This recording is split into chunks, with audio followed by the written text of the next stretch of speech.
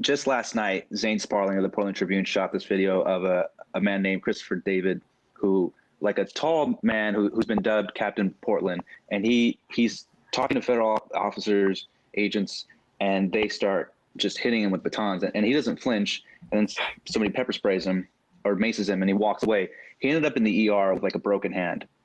The guy is like 53 years old, veteran of the Navy, and last night, he says, was his first time he came out there, and he came out there specifically because he was offended that people in military fatigues were on the street doing this, and he said he wanted to go ask them like one question, which was, why are you violating your oath to the Constitution?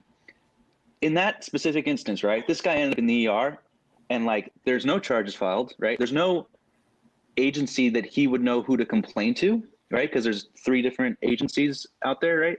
And like there's nothing, like he was standing on the street in front of the federal courthouse, right? Like there's no dispersal order, there was no like unlawful assembly. Like ostensibly he did nothing illegal, but like he ended up with like a broken hand, right?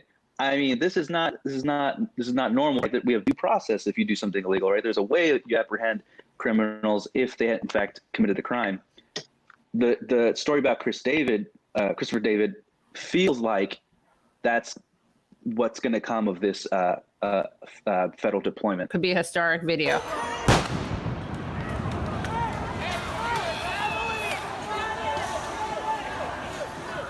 It's really amazing. Like when I first saw that, I thought it was like fake, because the guy just stands there and like doesn't. I was like, is someone standing in front of him? He was so he was so not reactive. I thought there was like another body in front of him. So have you guys spoken to him, by the way, or have interviewed him? Yeah, Alex, if you've interviewed him, I interviewed him this morning. He's